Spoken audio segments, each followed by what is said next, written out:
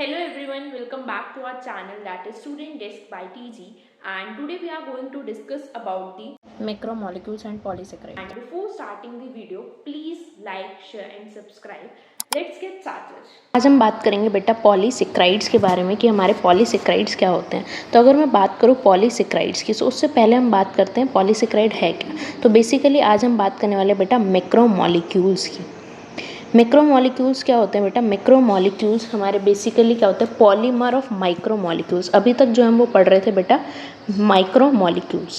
सो micromolecules के जब polymers हो जाते हैं यानी कि उन सबको जब हम एक साथ काफ़ी सारे माइक्रोमोलिक्यूल्स को एक साथ रखते हैं तो वो क्या बनाता है? हमारा पॉलीमर ऑफ वो क्या बनाते हैं बेटा? हमारा मैक्रोमोलिक्यूल बनाते हैं।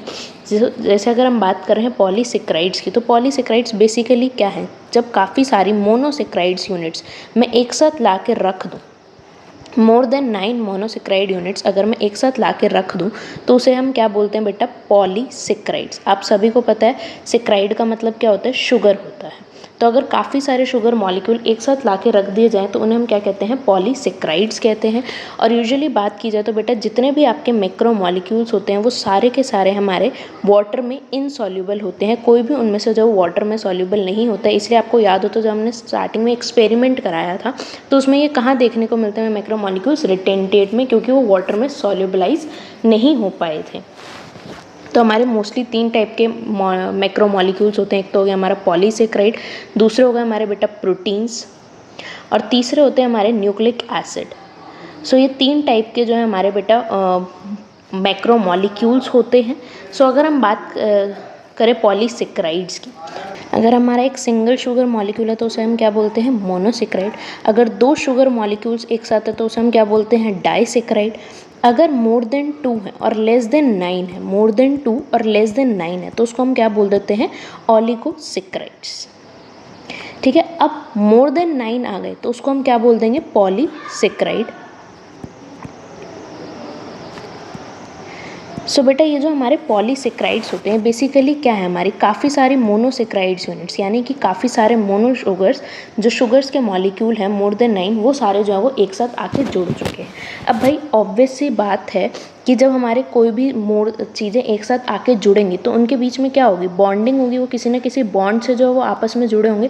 तो बेटा जब ये बॉन्ड बनता है तो इसमें एक बहुत कॉमन रिएक्शन होती है। जितने भी आपके मैक्रोमोलिक्यूल्स बनते हैं उसमें एक बहुत कॉमन रिएक्शन होती है जब भी आपका बॉन्ड बनता है, that is removal of water, जिसे हम बोलते हैं डिहाइड्रेशन सिंथेसिस।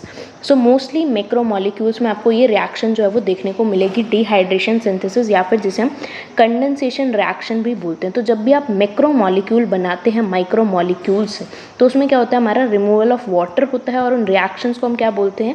या तो बोलते हैं हम डिहाइड्रेशन सिंथेसिस या फिर हम बोलते हैं कंडेंसेशन रिएक्शन। ठीक है, तो अगर आपकी मोर देन 9 शुगर यूनिट्स साथ में जुड़ी हैं तो उसको हम क्या बोल रहे हैं? पॉलीसेक्राइड्स बोल रहे हैं। अब पॉलीसेक्राइड्स की अगर टेस्ट की बात की जाए तो बेटा इनका कोई टेस्ट नहीं होता। ये जो हमारे वो टेस्टलेस होते हैं, बेसिकली स्वीट नहीं होते हैं, ये नेचर में टेस्टलेस होता है इनका नेचर। और इनके बात की जाए इसके बेटा 2 एंड होते हैं, एक होता है हमारा एन एंड, दूसरा होता है हमारा सी एंड।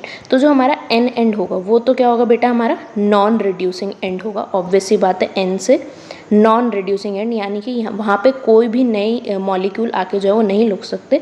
जबकि जो सी एंड होगा वो हमारा रिड्यूसिंग एंड होता है। ये जो हमारा रिएक्ट कर सकता है बिकॉज ये फ्री होता है रिएक्ट करने के लिए।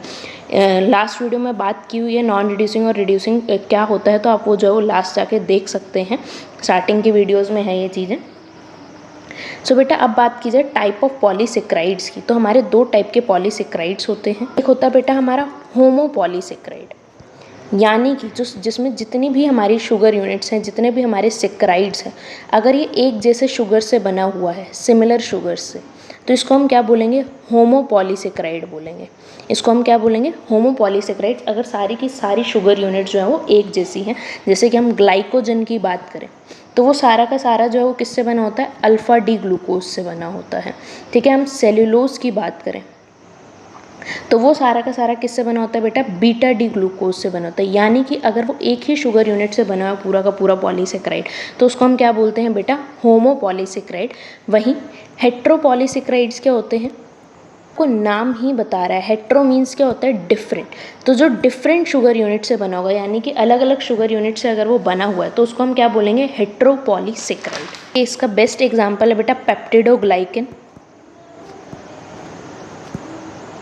जो कि हमारा किससे बना होता है, नैग प्लस नैम से जो है वो बना होता है। ठीक है। देन पेक्टिन की बात की जाए, वो भी क्या बेटा एक तरीके का हेट्रोपॉलीसेकेराइड है। ये भी अलग अलग यूनिट से जो बना होता है, अलग अलग शुगर से जो है ये बना होता है। ठीक है। बट एक चीज़ याद रखिएगा, जब भी ये बनेंगे तो आपस में इनका क्या होगा, वाटर मॉलिक्यूल का रिलीज होगा, जबकि जब भी इनके बीच में जो है वो बॉन्ड बनेगा। सो बेटा ये थे हमारा पॉलीसेकेराइड और different type of polysaccharide on the basis of there formation, कि वो किससे बने हुए हैं। नेक्स्ट क्लास में हम बात करेंगे टाइप्स ऑफ पॉलीसेकेराइड्स की on the basis of their function, कि वो क्या फंक्शन कर रहे हैं। That's it. Thank you so much. Please like, share and subscribe our channel.